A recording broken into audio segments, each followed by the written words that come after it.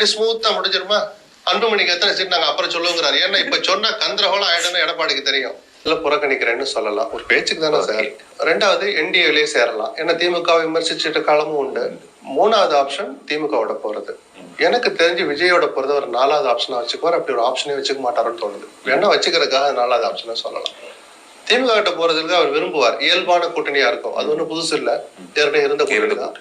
திருமாவளவன் அங்க இருக்கிற போது இருக்கிறதும் அது ஏற்கனவே இருந்த கூட்டணி தான். ஆனா அப்படி இருந்த போது வெற்றி கிடைக்கல. அதுக்கு பல காரணங்கள் இருக்கலாம், இது ஒரு காரணம் இப்ப சொல்லலாம்.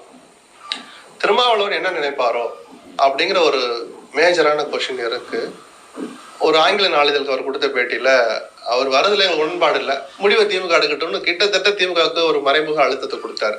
சேர்த்தீங்கன்னா அப்புறம் வச்சுக்கிறேன் அப்படின்ற மாதிரியான தொனி எல்லாம் மைல்டா இருக்கு. திருமாவளவன் அப்படி த்ரெட் பண்ற ஆள் இல்ல. அவருடைய வார்த்தையில இதை ஒரு பத்திரிகையாளர் நான் அதை ரீட் பண்றேன்.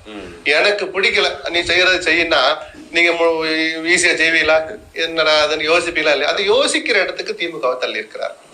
அந்த ஒரு முட்டுக்கட்டை தான் சொல்லுவாங்க. ஜே.கே. மணி போன்றவங்க ராமதாஸை கூட திருமாவளவனோடு பெருசெல்லாம் நல்லா பழகுறவங்க தான். அரசியல் ரீதியா 1000 கசப்பு நடந்து முடிச்சு, வெட்டு குத்து காயமெல்லாம் இருக்கு. அது சொல்ற மாதிரி இந்த காயம் ஆறும் அந்த காயம் ஊம காயம் ஆறான்னு என்னமோலாம் சில வசனங்களா நடுவில் வந்துச்சு. நான் என்ன சொன்னேன், அரசியல் வெக்கம் கட்டதுதான். யாராவது விட்டு கொடுத்து ஒரு சமூக நல்லிணக்கத்திற்காகன்னு சொல்லிட்டு சேர்றது ஒன்றும் நடக்காத காரியம் அல்ல. பட் திருமாவளவன் சொன்ன அந்த கருத்தை ஈஸியா புறந்தள்ள முடியாதுன்னு சொல்றேன். அவர்கள் வருவதில் எனக்கு உடன்பாடு இல்லைங்கிறத இவ்வளவு தெளிவா சொன்ன பிறகு அந்த கருத்து அவ்வளவு எளிதில் புறந்தள்ளக்கூடியது அல்ல.